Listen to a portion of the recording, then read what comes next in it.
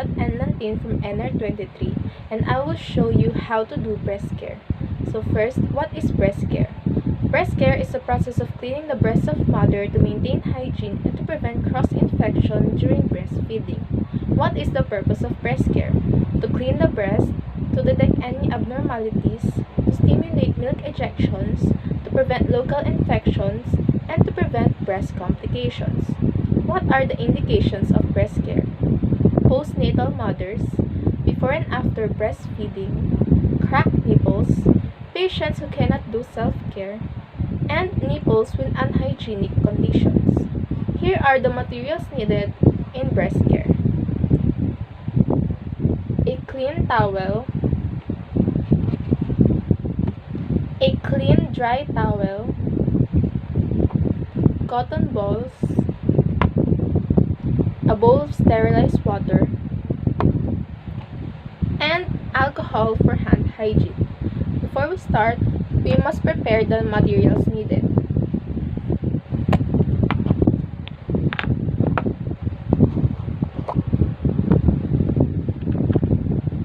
And then, check the doctor's order for any contraindications.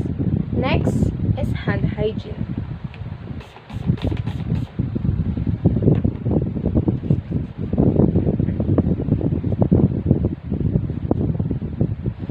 And then, introduce yourself to the mother. Hi, my name is Charlotte, your nurse for today. What's your name? Ano pong age nyo and yung birthday nyo? And then, explain the procedure to the mother and explain the benefits.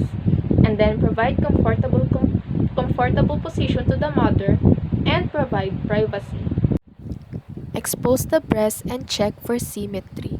Inspect the breast for size and abnormalities, inverted nipple, cracked nipple, retracted nipple, any sign of infection. Palpate the breast from superficial to deep for any tenderness, pain, tumor, and exaggerated lymph nodes.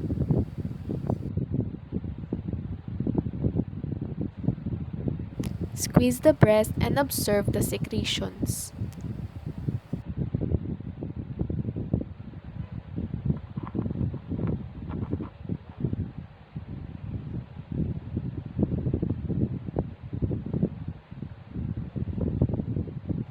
Clean the secretion with wet pad.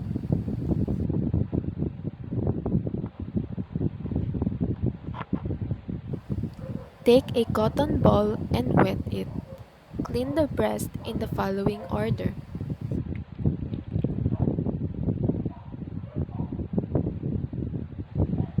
Tip of nipple first in circular motion.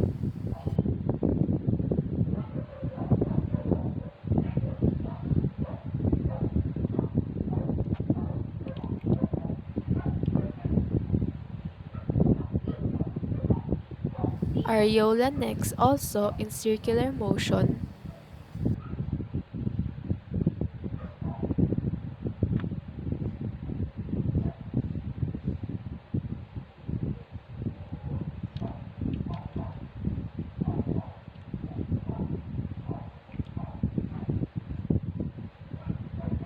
From areola to breast going outward in circular motion.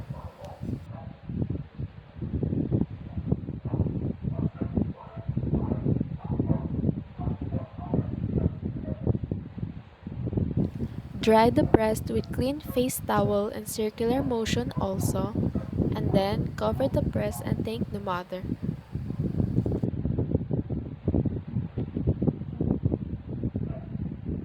Perform hand hygiene after the procedure.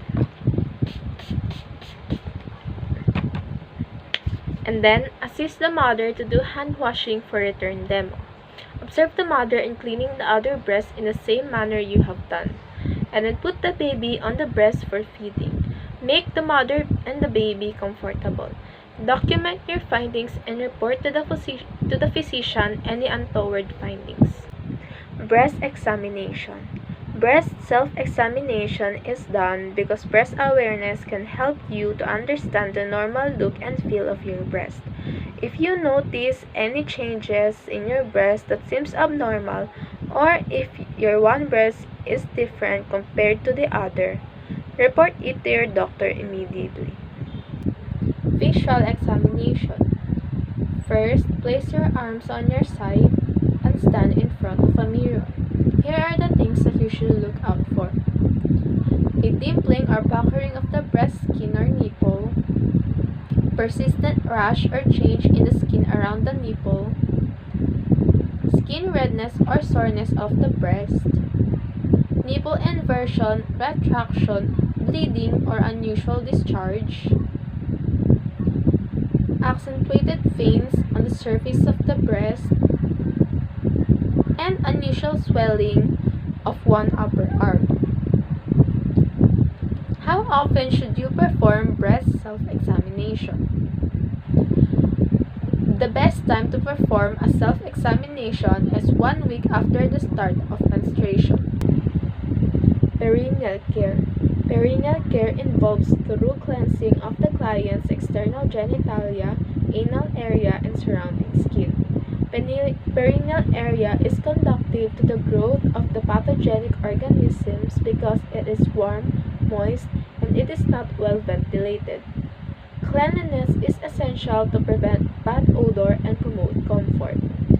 Purpose of perineal care is to prevent or eliminate infection, odor, and promote healing, and also to remove secretions and provide comfort. Before you start, we need to assess the presence of irritation, excoriation, inflammation, and swelling, excessive discharge, odor, pain or discomfort, urinary or fecal incontinence, recent rectal or perineal surgery, or indwelling catheter. First, introduce yourself to the patient. Hi, my name is Charlotte, your nurse for today. What's your name? What's your age and your birthday? Next is perform hand hygiene.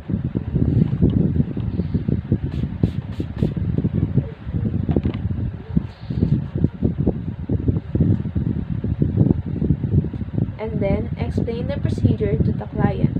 And after that, provide privacy by strips and drapes. Drape the patient as for vaginal examination. Remove all articles that may interfere with the procedure, and then give extra pillows to raise the head, and roll the draw sheet to opposite sides to prevent soiling when bedpan is placed under buttocks over draw sheet. Offer bedpan. Keep the clean bedpan on the bed on your working side.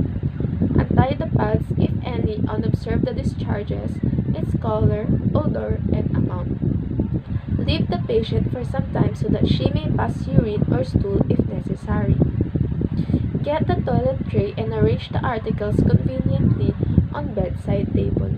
So, here is an example of a female genitalia. So, I can show it to you easier and you can understand it. So, first, wash hands to prevent cross-infection, and then clean the perineum using wet swabs,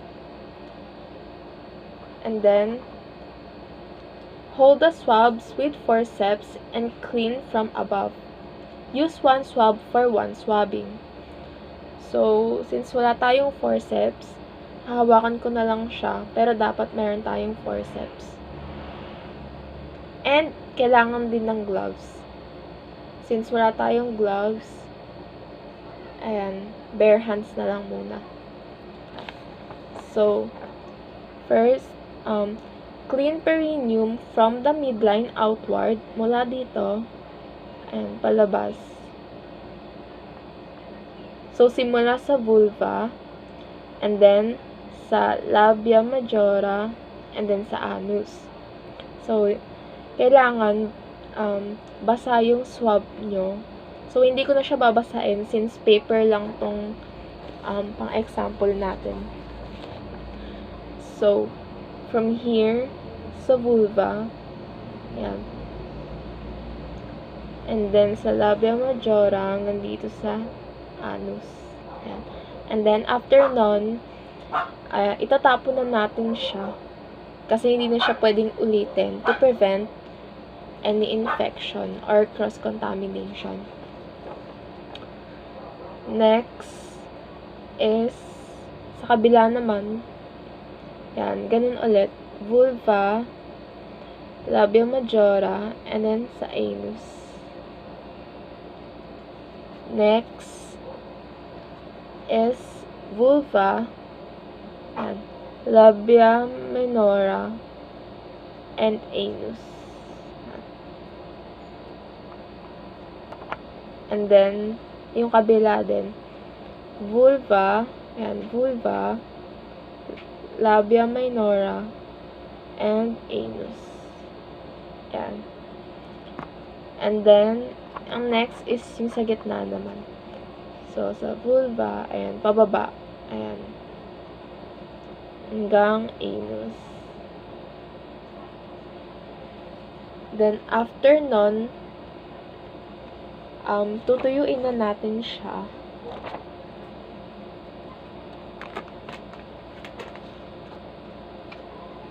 Yan. Tutuyuin na siya.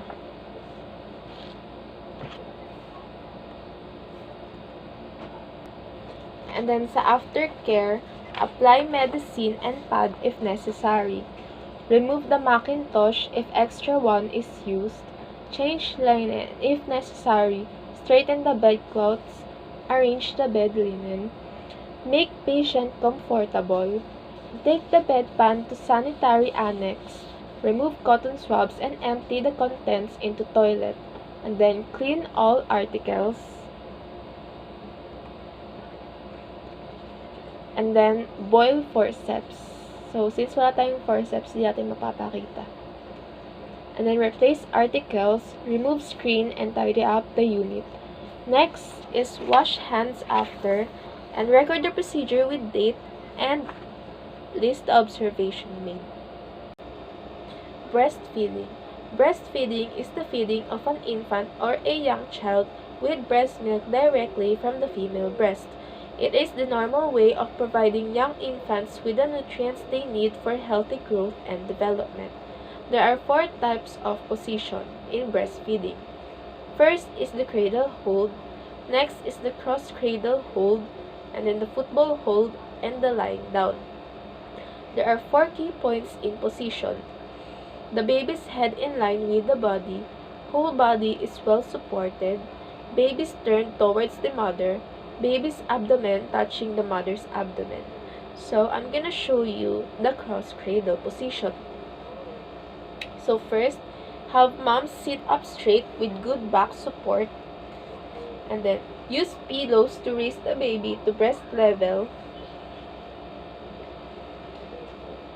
And hold the base of the baby's neck and shoulders in hand opposite the breast from which she is feeding. This. Yan. The head and the neck. Tapos yung shoulder nila. So, dito, opposite. Yan. The pillow. And then, have mom hold baby's body in forearm with his bottom hugged in near the crook of arm. Dito. Close dapat yung baby. Now, hold siya sa forearm. Yan. Nakapatong. Yan. And then, use your free hand to support the breast. Like this. Hawakan siya ganun. And then, yan. Hawak.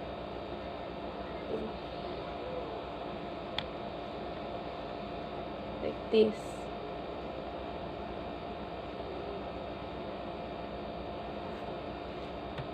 Next, after feeding the baby, for 10 to 15 minutes, burp the baby. Continue even after the baby burps. So, there are 3 various positions. Merong ganito. Yan. Hindi kasi siya nagbe-bend. So, Pero ganito yung ano niya, kung paano siya i-birth. First position is like this, like that.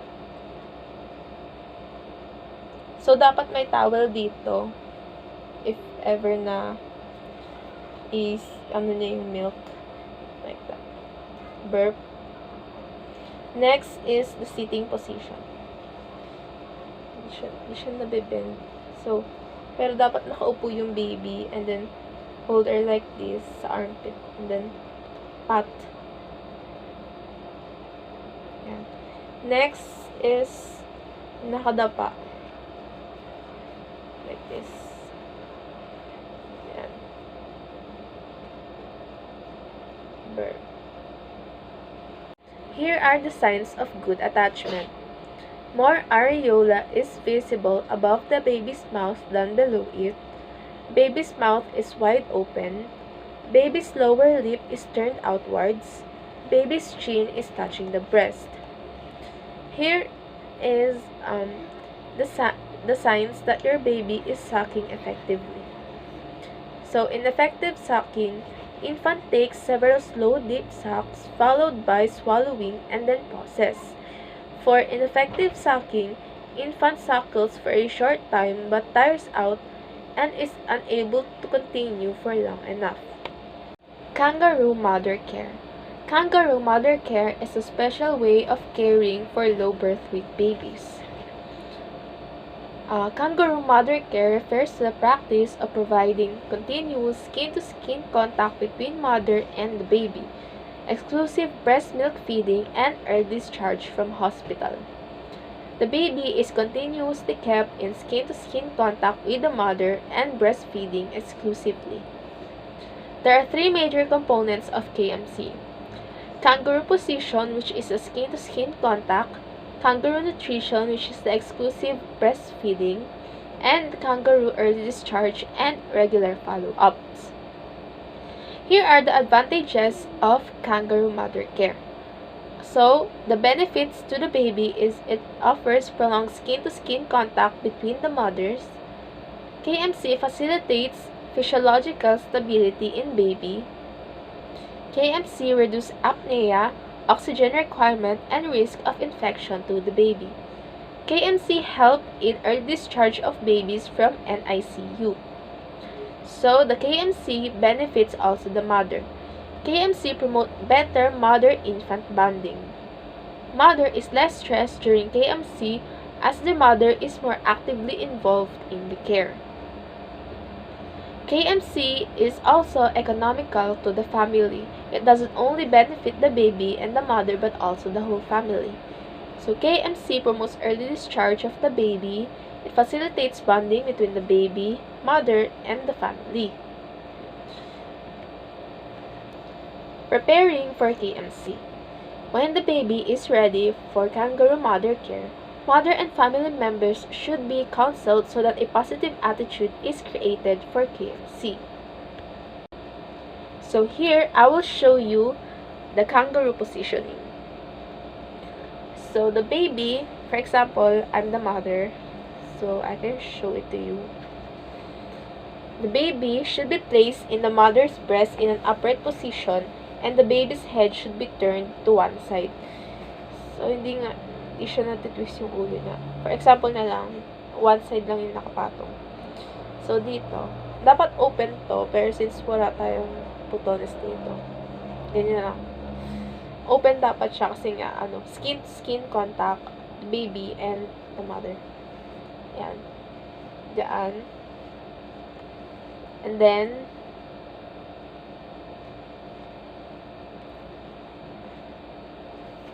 the binder.